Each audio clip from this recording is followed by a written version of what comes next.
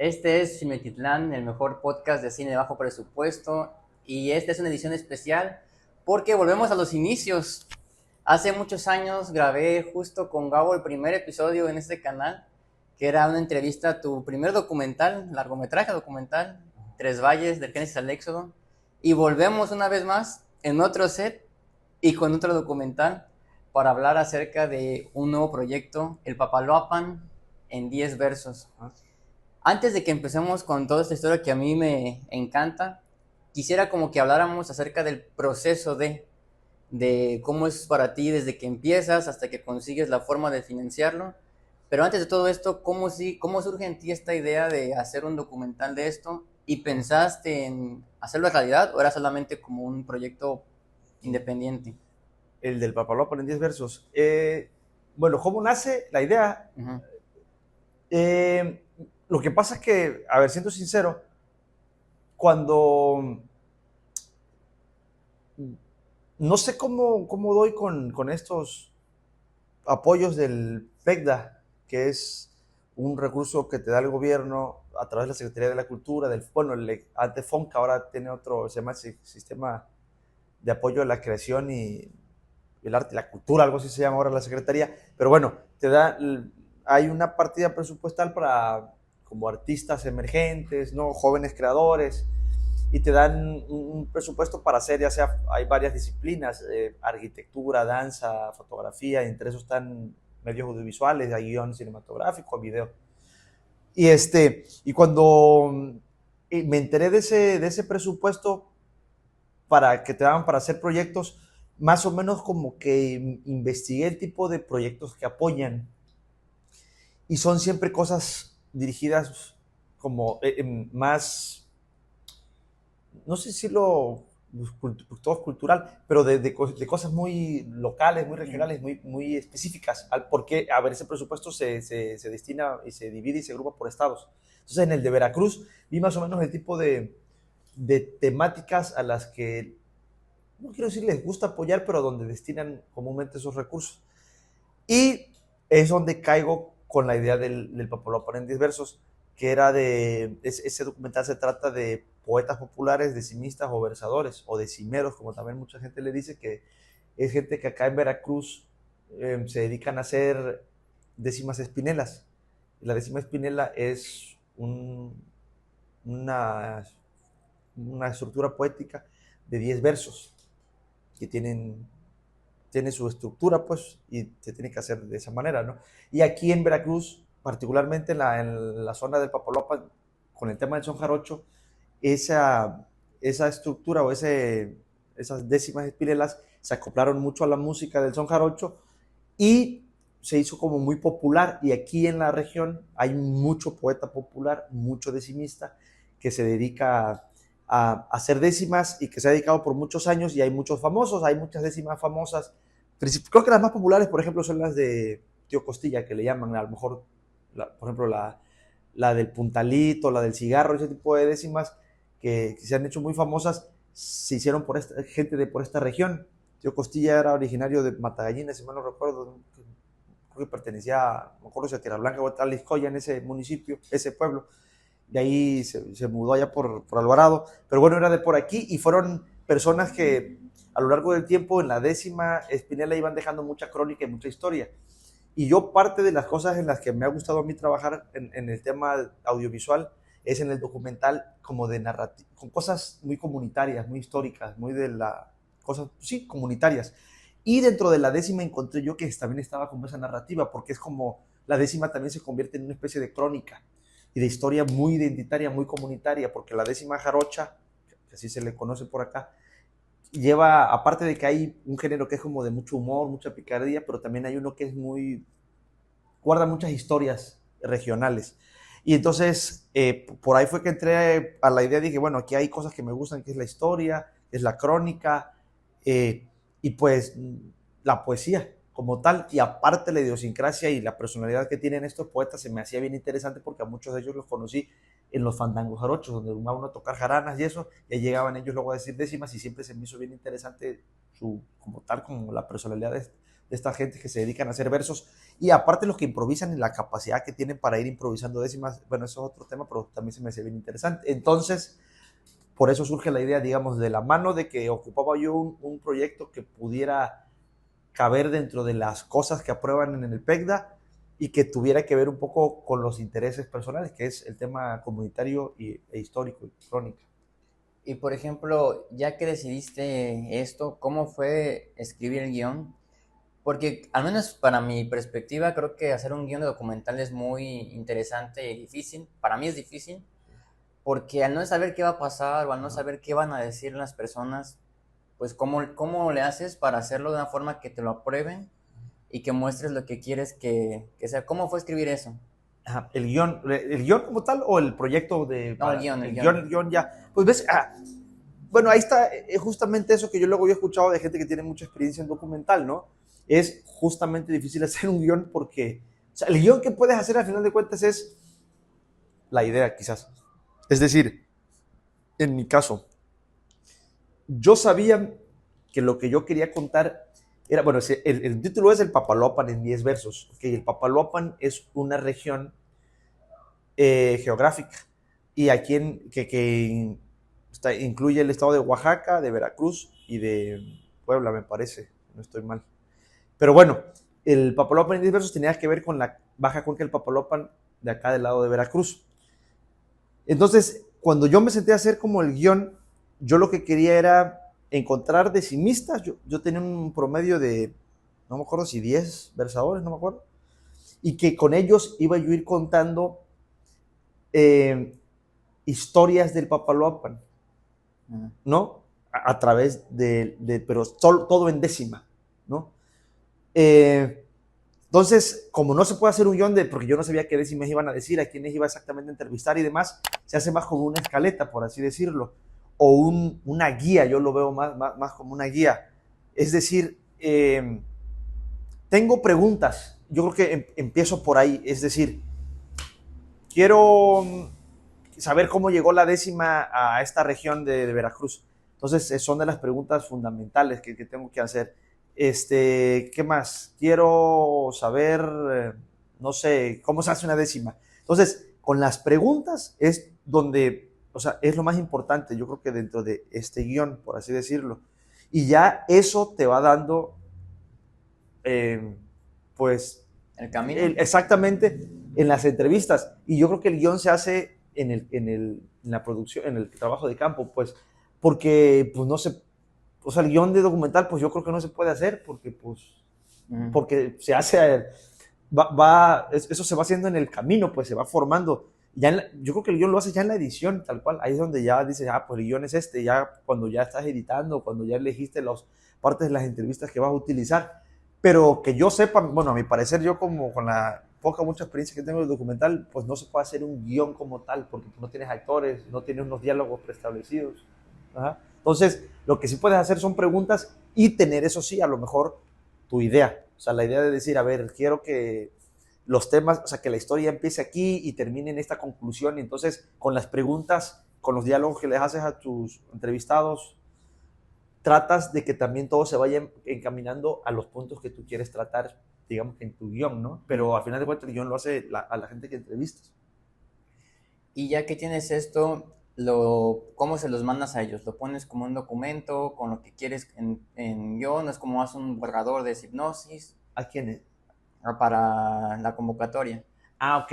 Sí, cuando esto, bueno, ahorita que a mí me ha tocado ya 2 documentales, lo que yo hago es como una justificación. Ellos, en los proyectos, lo que tienes que hacer es como justificar por qué lo quieres hacer. Ellos no se meten tanto en el pedo de cómo va a ser el guión, bueno, en documental, pues, hablando digo, hay guión cinematográfico y otras cosas, ahí sí no sé cómo funcione, pero digamos que el documento, la carpeta, pues, que tú les mandas a ellos, lo más importante es como justificar por qué es importante el proyecto, qué va a aportarte a ti, qué le va a aportar al Estado y a la gente, porque al final de cuentas, pues, se hace con recursos públicos.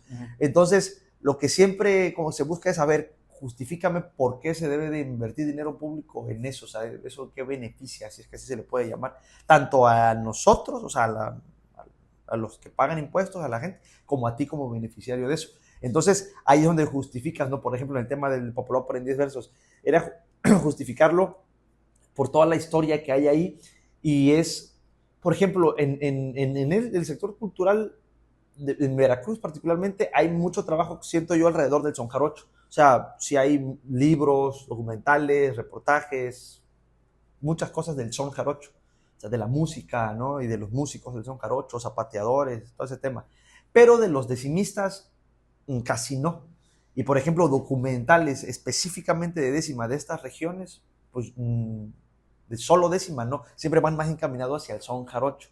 Entonces, cuando yo cuando lo justifiqué, era no tanto hablar de los decimistas de la mano del son jarocho, sino solo de la décima.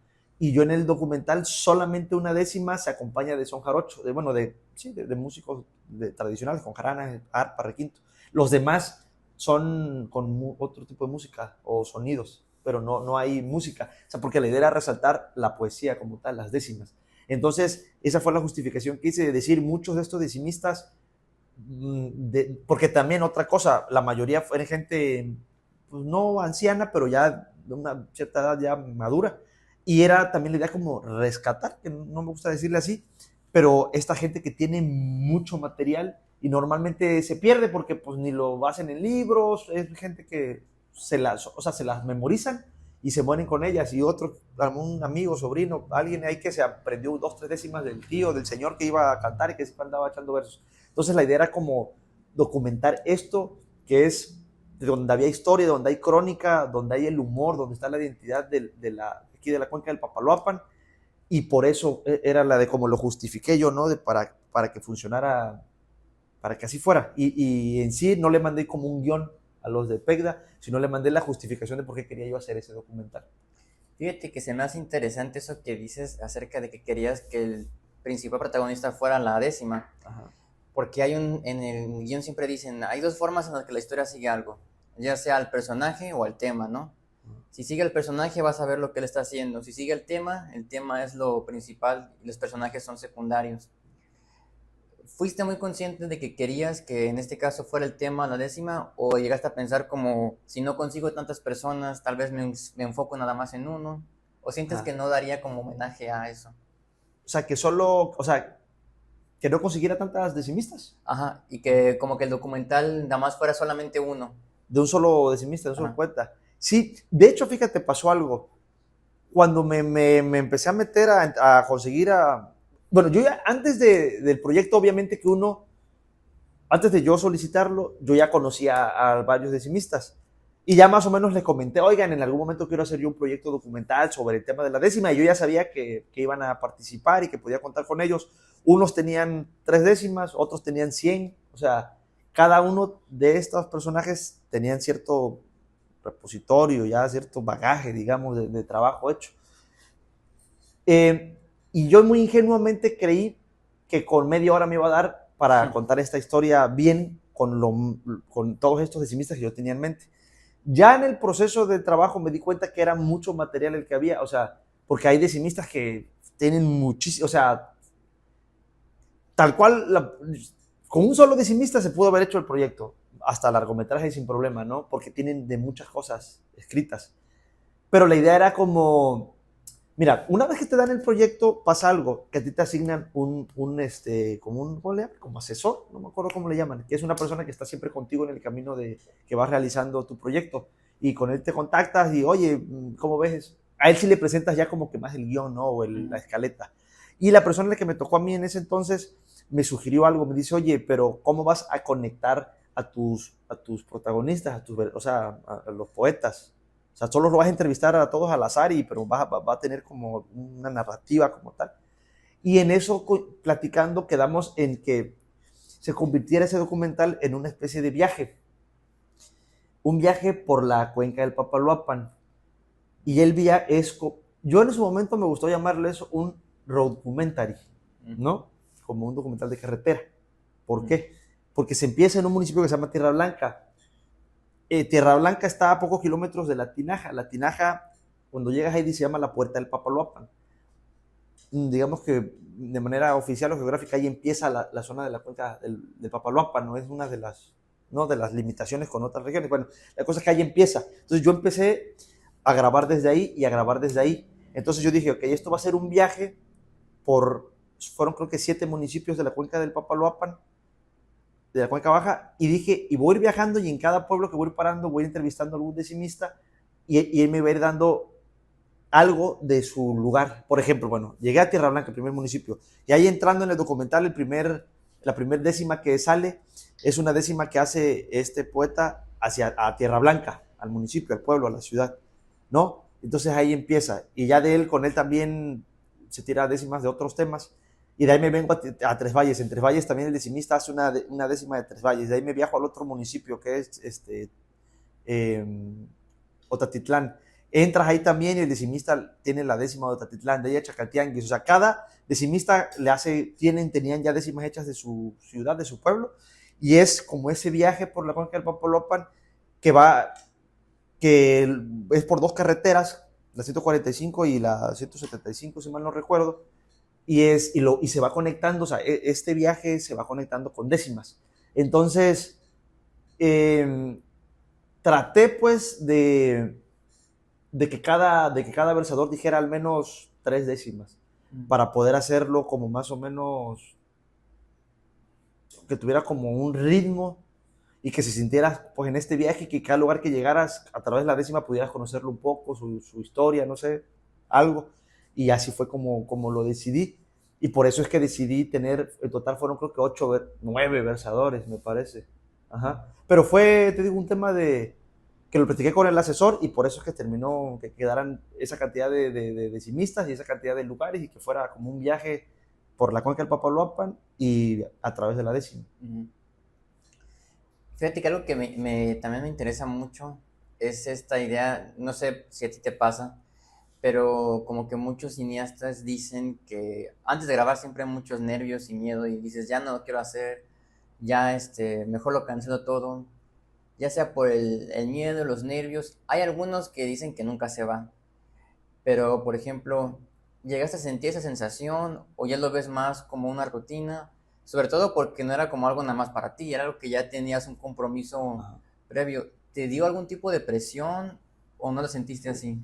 Sí, bueno, sí, porque como dijeras tú, te dan, en este caso de que te da alguien un recurso, tú ya o sea, tienes la presión de que tienes que cumplir, ¿no? Y entregar una obra. Y yo tengo algo que es como soy un poco obsesionado con las cosas y me gusta hacerlo como siempre muy, muy bien y tener todo listo, o sea, como muy controlado todo. Y ese fue mi primer proyecto en el que tenía como que... Para mí fue mi primer proyecto en el que yo creo, en el que como que empiezo ¿cómo decirlo? Con más compromiso como realizador. Por ejemplo, no tengo tanta experiencia haciendo proyectos, pero antes de ese, hice el de Tres Valles. Ese fue por gusto, digamos, lo financiamos con amigos, gente del pueblo y demás. Y fue un tema como de exploración, ¿no? Libre. En este sí había, o sea, sí está el nervio de decir, bueno, para empezar, híjole, me dieron un recurso y pues tengo que hacer algo digno para lo que me están dando, ¿no? Y utilizar un recurso público pues de manera pues digna, ¿no? Que quede bien. Entonces, en el proceso de hacerlo, pues siempre estaba yo pensando a la madre, pues aquí a lo mejor me hubiera... tienes tú como las escenas, ¿no? O sea, al decimista lo quiero grabar en el río y quiero que se vea así, la iluminación así, así. Y ya a la hora de grabar, pues había cosas que no eran controlables. Aparte, entran 2 cosas, tío, pues yo soy medio obsesionado. Entonces, cuando está uno grabando estos presupuestos, estos proyectos que son de bajo presupuesto, obviamente no tienes todo el equipo que tienen la industria cinematográfica y de gente y de equipo. Entonces, había cosas, por ejemplo, técnicas que no me gustaron. Y es lo que a mí sí me causaba como ese conflicto. ¿Cómo qué? Por ejemplo, no controlar algunas cosas de la luz en los espacios con iluminación natural. Entonces, quedaban luces muy duras, ¿qué te puedo decir? Grabo siempre a una sola cámara, una cámara pues a veces de aficionado básicamente. Entonces, el no tener como... Cuando tú sabes que puedes hacer algo muy cabrón, porque en el cine pasa, ¿no? Puedes ser muy bueno y tener unas ideas bien cabronas, pero es mentira que puedes sea, que hay herramientas que te ayudan a ser mucho más creativo y mejoran estéticamente y técnicamente tus proyectos. Entonces, cuando estás trabajando y dices, puta, si aquí hubiera tenido un difusor acá y tenido un sonidista acá y haber tenido un 85 milímetros por acá y haber hecho me explico, una grúa y un dolly, todo ese tipo de cosas son las que a veces te frustran y decir, puta, hubiera quedado mejor si hubiera tenido más herramientas. Pero obviamente que uno hace lo que puede con lo que tiene al final del día, ¿no? Y esa es la parte en la que luego entran mis miedos y mis conflictos, porque bueno, tampoco te dan mucho, o sea, son $2,500 lo que te dan, por decir algo, para hacer esto, y son, lo que yo siempre hago son, bueno, lo que he hecho son largometrajes, aparte es un poquito más ambicioso, ¿no? Entonces, pero con eso tienes que trabajar 6 meses, y yo con ese mismo dinero tuve que viajar a 7 municipios, con ese dinero tener que tener equipo, o sea, lo hice todo yo, pues edité, hice guión, grabé, entrevisté, todo, pues. Entonces, cuando eres, como dicen, one man crew, es difícil. Es difícil porque te digo, si tuvieras un equipo, si tuvieras más gente con quien colaborar, pues todo podría ser mejor. Y esa es la parte en la que personalmente luego me entra ese como, pues no sé si decir miedo o qué, de decir pudo haber quedado mejor. Yo creo que siempre que entrego un trabajo, las cosas que he hecho, siempre digo pudo haber quedado mejor. Aparte porque uno todos los días aprende algo nuevo, ¿no? Desde cómo componer, desde algo de luz, desde algo de sonido, desde algo en edición, o tener un mejor equipo para editar, también eso hace que seas mucho, digo, creo que esa es una parte que yo también edito mis proyectos, esa es una parte bien importante y fundamental, ¿no? Tener un buen equipo para editar. A veces te limitas mucho a la hora de editar porque no tienes un buen equipo para procesar lo que ya grabaste. Entonces, eso sería pues como esa parte que siempre me deja de miedo, de frustración o de puta, ¿qué voy a hacer? ¿O qué hice? Lo pude haber hecho mucho mejor, pero bueno, hay que entregar algo y al final de cuentas hay que hacer lo que se puede con lo que se tiene. Fíjate que yo no sé si algún día va a haber suficiente dinero en general, porque Sí. estaba leyendo justo el libro de Guillermo del Toro y él habla acerca de cuando hicieron la película de Cronos, que estaban endeudadísimos al punto que tuvo que hipotecar su casa. Y hasta la fecha, ¿no? Cuando hizo La forma del agua, en el que ya es Guillermo del Toro, que hizo Titanes del Pacífico y demás, dice que les faltaba dinero para hacer algo y que muchas escenas las hizo con el recurso que tenía. Que a ver, obviamente para él es poco 200 millones y quiere 500, ¿no? Pero a lo que voy es que creo que a menos que seas James Cameron, nunca tendrás lo justo para grabar. Pero fíjate que yo no creo que es algo malo, porque creo que las películas de antes, inclusive series de bajo presupuesto, terminaban siendo muy buenas por lo mismo, porque al no tener la libertad de recursos y las ingenias para hacerlo, ya sea más buen guión, o por ejemplo, hay una serie que se llama Supernatural, que no tiene presupuesto la primera temporada, y hay una en la que hay un monstruo en el bosque, pero como no lo podían mostrar, se ve hasta el final y a siluetas nada más. Y para ellos era como, puta, qué cochinada hicimos, ojalá que hubiéramos podido hacerlo con maquillaje profesional. Y a la gente es el episodio que más les gusta, porque piensan que era a propósito que se viera poco y a la luz. Y no sé, yo siempre he sentido que así es el cine, que nunca va a haber suficiente, pero creo que es como un reto de a ver si no hay, pero ¿qué haces con eso, no? Sí, y creo que creo que es Guillermo del Toro en esas tantas charlas que luego da, o no sé quién, nadie dijo una vez que si te vas a meter si te gusta el tema audiovisual no, y piensas, pues, si tu limitante es el dinero, pues mejor ni te metes, porque eso es lo último que debes de preocuparte, o sea, dijeras tú, yo no hipotequé mi casa, pero vendí un iPhone que me gané en un concurso para terminar el papelón en 10 versos. Sí, me gané en un concurso del INAI y lo vendí y agarré dinero de ahí para poder terminar el proyecto. Entonces, sí, o sea, eso es, y coincido en lo que tú dices, a veces la necesidad nos pone muy creativos, ¿no? De trabajar con lo que hay, como, ok, yo no puedo competir con la industria millonaria del cine, ¿no? Pues, está cabrón, pero sí podemos competir con nuestra parte creativa, ¿no? Con nuestra parte, pues, esto de decir, te digo, yo soy, aparte en estos tiempos, hay en la plática que desayunamos hace rato, que comíamos, te comentaba de Gox, el morro que hace contenido en YouTube, que es bien fascinante porque ese güey hace cosas que pareciera que están, cabrón, parecieran salidas de Hollywood a veces, y la hace en su casa con una lamparita, bueno, no tiene una camarita, pues tiene una cámara que tampoco es tan barata, pero bueno, algo que se podría llamar hasta de aficionado para los que les gusta el cine, y hace cosas muy cabronas, justo por su lado, que él le mete el tema más creativo y tiene algo que contar. Y yo creo que también eso es algo fundamental, al menos en el cine o en el tema audiovisual, que también lo que importa es tener algo que contar, porque de nada sirve que tengas todo el recurso del mundo y la chingada si no tienes nada que decir, ¿no? Entonces, como tú también dices, hay grandes películas que con poco presupuesto que han trascendido mucho porque son historias que conectan y que realmente a la gente les gustan, ¿no? Entonces yo creo que también eso es, al final de cuentas, lo más importante también se puede uno enfocar es pues tener buena historia, buenos personajes, ¿no? En algo que trascienda y que se quede, más allá de que cómo se iluminó o con qué cámara se grabó, luego se quedan por las historias y los personajes. Sí, yo creo que también eso es, y a veces eso no se puede comprar o eso es difícil de acceder con los recursos, eso es ya un tema del realizador. Fíjate que es chistoso eso que dices, que es cierto, si tu limitante es el dinero, mejor no lo hagas. Porque creo que también, si vas a hacer cine, tienes que ser muy poco materialista. Porque sí, si tienes la opción, o termino mi corto o vendo esto, Sí. lo vas a vender, no lo vas a pensar. Sí, pues sí, me pasó, tuviera mi iPhone ahorita. Y hay gente que no lo haría. Ya. Y que diría, nada, ¿para qué? O sea, un iPhone no me lo da cualquiera. Sí. Pero es también como el compromiso que tienes Sí. con la historia, ¿no? Claro. El ejemplo que yo siempre pongo del tema de los proyectos en general, proyectos, no solo en el cine, pero cuando yo así veo, ¿no? Yo no he estudiado de manera académica cine, pero yo veo, por ejemplo, como yo interpreto que es un director de cine, que es como lo que yo siempre he querido ser o lo que yo aspiro a ser, ¿no? Dentro Ok, del ya tema. eres. Sí, ándale, pues es válido, pues, porque también quien dice, no sé quién decía de todos estos cineastas de, tú haces un video y le pones dirigido por, ya eres director, o sea, ¿no? Entonces, bueno, es como el capitán en una embarcación, ¿no? Se sube toda una flotilla, no sé cómo se llama, a la embarcación, pero el capitán es como el responsable de que salga de un punto y llegue a otro punto de esa embarcación. ¿Cómo? ¿Con quiénes? No sé, pero tiene que llegar.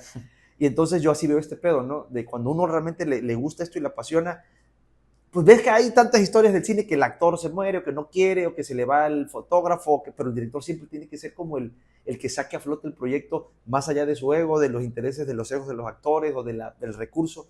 Es el que, o sea, empezó con esa embarcación, el que sale de algún punto y tiene que llevar ese navío hasta al puerto, ¿no? Donde tiene que llegar a su destino. Entonces yo también creo que así es este pedo, ¿no?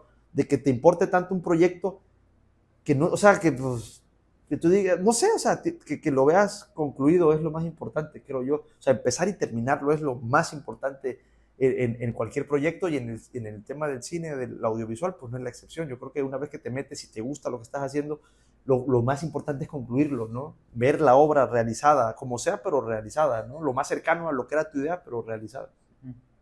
Sí, porque creo que nunca va a ser a la perfección 100%. Simplemente cuando hicimos el cortometraje ese del Nahual, Ajá. que lo pueden ver en TikTok, me parece, y en YouTube, salieron 1000 cosas mal. Y lo grabamos así porque era un concurso que hizo en ese momento Can para TikTok, que lo canceló, pero era de hacerlo como en 2 días. Y me acuerdo que en el guión yo había puesto una escena en la que al final pasaba un perro. Y estúpidamente yo lo dije, pues sí, muy fácil. Pero para conseguirlo fue muy difícil porque no había ningún perro disponible y sobre todo menos uno manso. Y al final encontramos uno, quién sabe, no me acuerdo cómo. Y el perro no se quería mover. Se acostó y no quería salir. Y se me queda mucho porque, o sea, yo veo también ese corto y digo, puta madre, o sea, no me gusta porque siento que con lo que sé ahorita, esto lo hubiera cambiado, le hubiera quitado esta cosa. Sí, claro. Pero creo que también es como la vida, o sea, ves tus relaciones pasadas o ves la forma en la que tú eras y dices, ahorita lo haría mejor. Sí, claro. Pero pues no se puede. Sí, ¿no? Pero, por ejemplo, lo que sí se puede es en la edición. Cuando ya terminas el proyecto y te pones a editarlo, ¿hubo alguna cosa que tú quitaras o quitaras a alguien que dijeras, sabes que ya no me funciona, no sé cómo hacerlo sentir mal, pero o no te pasó? En el del papalomo, Sí. no, fíjate, porque, bueno, me pasó, sí, no. Mi miedo era de, fíjate, también cuando está editando uno o hace un proyecto, pues es de que no perder, que la gente no se desconcentre, digamos, que se aburran. Entonces, pero tú eres ahí juez y parte, ¿no? Es decir, Si tú entrevistaste a las personas que tú querías entrevistar y demás, y a ti te interesan, a la hora de que los estés editando y lo estás viendo, pues a ti te interesa y va a ser difícil que te aburra o que tú digas, este lo quito, este sí lo dejo. Pero obviamente que se depuran pues, muchas cosas, ¿no? Pero, pues, no, o sea, el tema de edición, que también es un mundo aparte bien interesante, y me gusta luego escuchar muchas entrevistas de gente que se dedica a editar, que es, pues, no quiero decir una ciencia, pero sí debe uno de tener cierto ojo como muy analítico para saber hasta dónde sí y hasta dónde no, o sea, decir dónde cortar, pues. Y eso es complicado cuando tú hiciste todo. O sea, si tú grabaste, tú entrevistas y tú también editas, es difícil. Ahí yo me apoyo mucho de otras personas, de amigos o así. Oye, cuando estoy editando, por ejemplo, hago como muchos borradores, muy sencillos. Y ya eso los muestro. Digo, oye, ¿cómo ves? Y ahí me apoyo como de personas para que me den sus puntos de vista. Entonces... ¿Y qué tanto tomas de lo que te dicen? O sea, es como de, ¿sí lo tomas a consideración o es como de nada más como para ver? No, sí lo tomo. Bueno, a veces platicas y el amor no, o sea, te dan un punto de vista y dices, bueno, no, me quedo con mi idea. Pero a veces sí salen cosas interesantes. Algo que me gustaría saber es, porque ya ves que hay muchos todólogos, ¿no? Ajá. Y hay gente que luego dice, no, yo lo hubiera hecho mejor. Sí. ¿O te pasó este proyecto que alguien te dijera, Ajá. y no, ahí no, yo lo hubiera hecho mejor, o eso quítalo? Pues mira, cuando presenté el Papalopa en 10 versos allá en Veracruz, porque con la gente de la Secretaría de Cultura uno hace como una presentación, ¿no? Del proyecto, y fui yo allá a Veracruz a un lugar a presentar el proyecto, y ahí las personas que estaban ahí, ¿cómo le llaman? Moderadores, por así, con los que presenté el proyecto, que me hicieron como una pregunta en las entrevistas, una chica, no tanto que dijera que ella lo hubiera hecho mejor, no sé, pero, por ejemplo, me decía que había que por qué no había mujeres en el documental, o pocas mujeres. Y yo le respondí lo que recuerdo de que pues que no había logrado yo conseguir más, porque aquí en la región eran menos las mujeres que se dedican a la décima. Y ella me dijo, pues yo sí conozco mujeres que se dedican a eso. Dije, bueno, pues es válido, ¿no? Pues yo no las conseguí. Si ella hiciera su proyecto de decimista de mujer, pues a lo mejor sí te conseguiría, ¿no? En eso, pues siempre va a haber eso, ¿no? Y yo creo que también eso pasa más yo creo que hay mucho ego, fíjate, en el mundo del arte. Huele mucho ombligo. Entonces, siempre hasta uno lo hace luego que ve el proyecto de alguien más y uno dice, ese güey de ahí le falló eso, ¿no? Eso está mal, yo lo hubiera hecho de otra manera. No sé si mejor o peor, pero de otra manera. Entonces, no sé si los proyectos que yo he hecho, a lo mejor alguien los haría mejor, pero pues, mira, pasa cuando uno, por ejemplo, puede haber 100 documentales ¿de qué? De la contaminación, ¿no? O sea, tema aleatorio. Y uno dice, pues yo también quiero hacerlo, pero siempre la visión va a ser distinta, aunque sea un mismo tema, cada realizador va a tener una forma distinta de presentarlo. Entonces, pues mi visión de las cosas es mía, ¿no? Y yo así lo he hecho con los recursos que he tenido, con el conocimiento que he tenido, y siempre no justificando, pero sí aclarando algo. Uno es de provincia, uno acá, o sea, sí he salido de mi pueblo y todo, pero uno no tiene el acceso a muchas cosas que a veces gente fuera de aquí tiene, y uno no está compitiendo contra gente de fuera, pero debe uno entender su contexto. Y los documentales que uno hace también son muy comunitarios. Yo así lo veo, que justamente lo he escuchado también en una charla una vez, que decía una chica que su maestro de cine le decía que hay películas que son hechas para un solo sector. O sea, son hechas de la comunidad para la comunidad. Y solamente la comunidad las entiende y las consume. O sea, no todo el cine tiene que ser... Pues, o sea, esos que nos han vendido de esa industria que... Marvel, ¿no? Que todo el mundo le tiene que interesar y todo el mundo tiene que verlo y es gusta. Hay cosas que son hechas para la comunidad, cabrón. Yo también defiendo mucho que hay historias que solo se entienden los que las viven y quienes las realizan. O sea, y solo la podría hacer quien las vive y en el lugar en el que está. Entonces, también por eso luego no me clavo mucho, porque sé que lo que uno hace también es resultado de donde uno crece, donde uno se cultiva, ¿no? Fíjate, nunca había pensado en eso, pero difiero. Yo creo que muchas personas, sí es cierto que cada quien lo va a contar distinto, pero sí hay mucha gente que hace el mismo cortometraje, el mismo documental, porque creo que, como dices tú, viven en una ciudad, por ejemplo, Ciudad de México, ¿no? Hay muchos documentales del mismo, y no es por como a tomarlo mal, pero del Ropavejero o de Fierro Viejo, sí, ¿cuántos documentales han hecho y son iguales? Creo que lo importante es eso, la cultura de cada estado, de cada lugar, porque sí, alguien de Veracruz va a hacer un cortometraje documental muy distinto a alguien de Sí, Sinaloa. sí, claro. Y creo que es curioso que las visiones más distintas son las que menos han sido como que presentadas. Siempre ha sido como lo más centro de México, pero nunca lo había visto así y tienes mucha razón. Creo que hay cortometrajes o hasta películas Sí. que son hechas para comunidades. Por ejemplo, ese documental que hiciste hace mucho tiempo, el de Tres Valles, que yo siento que sí como que era algo necesario, porque a mí me hubiera gustado ver un documental de hace 10 años, cómo fue hace muchos años, de cómo fue la fundación de Gavino, de Cosamaloapan o de Tuxtepec, pero no había. Sí. Y igual sí había gente que grababa, pero pues nadie tuvo como que la iniciativa de tener archivos de material de archivo. Pero creo que también puede ser liberador, porque Sí. como tú dices, ya no estás compitiendo con alguien más, ¿no? Por ejemplo, si yo quiero hacer un video de algo de aquí de la zona, y digo, puta, pero es que alguien allá en Los Ángeles hizo algo mucho mejor. Pero, pues, o sea, vi hace no muy lejos que una chica publicó en su Universidad de Los Ángeles, vamos a hacer nuestro cortometraje de tesis con cámaras IMAX. Entonces, nada, o sea, Sí, imagínate. ¿quién empieza su primer corto con una IMAX? Sí. Obviamente cualquier cosa se puede ver un poco más, pues, bonito, ¿no?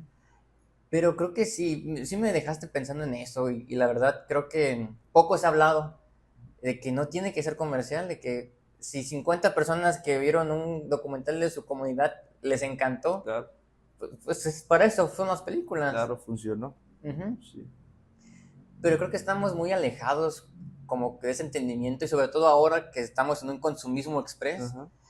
que yo creo que el cine ahorita es como más un estilo de vida, como que muchos realizadores emergentes o más jóvenes como que quieren la parte después de, que es lo de las alfombras rojas, los festivales, las fotos del Insta, pero es como, ¿para qué lo estás contando, no? Pues sí.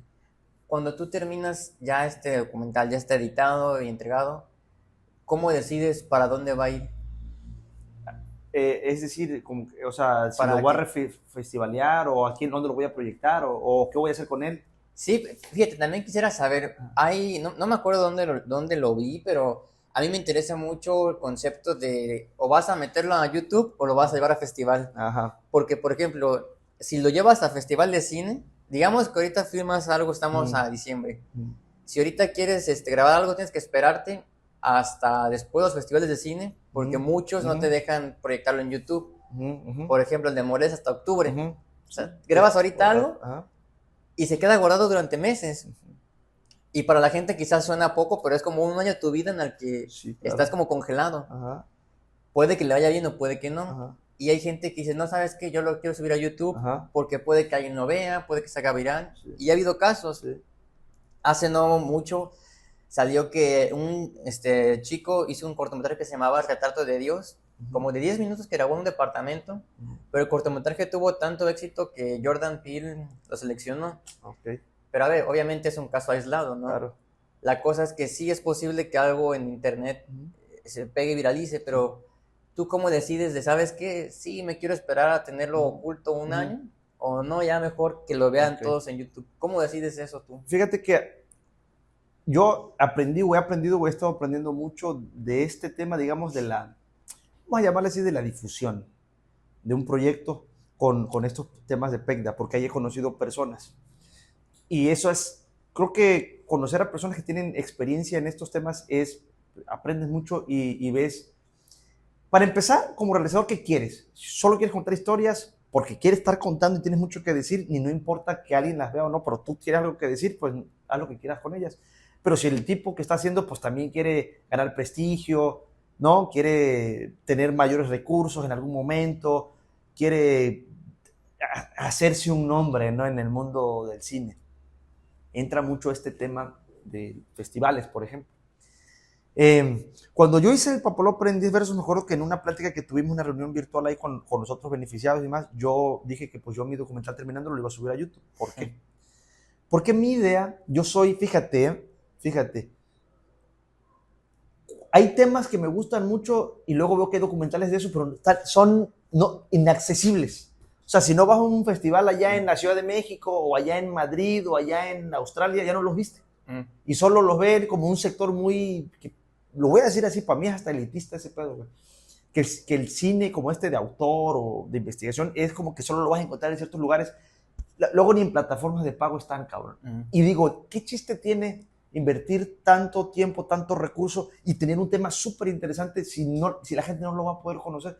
¿De qué se trata eso? Entonces, cuando yo hice el Papalopa en Diversos, y cuando trabajo en los proyectos, siempre mi idea es, o sea, que lo vea uno, que lo vean infinidad de personas, es lo mismo. La cosa es que sea accesible.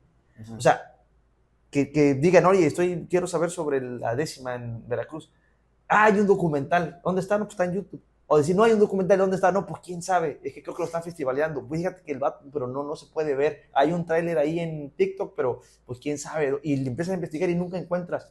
O sea, no sabes dónde lo puedes ver, o solamente estás esperando que lo festivalen, o se pierden, cabrón. Luego se pierden. ¿Ahora dónde quedan? Entonces, por ese lado sí soy medio, como no enemigo, pues, pero no me gusta mucho el tema de que se haga proyectos y estén como siempre ocultos. Ajá, por el tema o que están en festivales o que quieres ver qué provecho puedes sacar con eso antes de que ya todo el mundo lo pueda ver. Pero también entiendo que en el tema de los festivales importan mucho, hablando otra vez particularmente de eso, porque bueno, ahí está esto que tú dices que a lo mejor, no sé, desde que ganes reconocimiento, que laureles, lana, pues va a ser difícil que ganes ahí, pero si ganas como el prestigio y ya te vas dando a conocer quizás en nichos muy específicos, a lo mejor alguien ya te quiere producir algo en algún momento porque vio lo que haces y dice, hoy está interesante ese tema o que te quiere jalar por una investigación, no sé. Entonces, están como que esos dos mundos, ¿no? Que los entiendo. Ahorita estoy trabajando en un proyecto también de PECDA sobre la afrodescendencia aquí en la región también del sur de Veracruz. Y este proyecto sí quiero antes meterlo a festivales, pero muy de nicho del tema de afrodescendencias, afromexicanos y de la afrodescendencia tanto en México como en el continente. Entonces, antes de hacerlo público, sí pienso festivalearlo, por decir un año. Y ya después de que ver qué pasa con eso, pues ya, este va a ser un cortometraje, ya soltarlo, ¿no?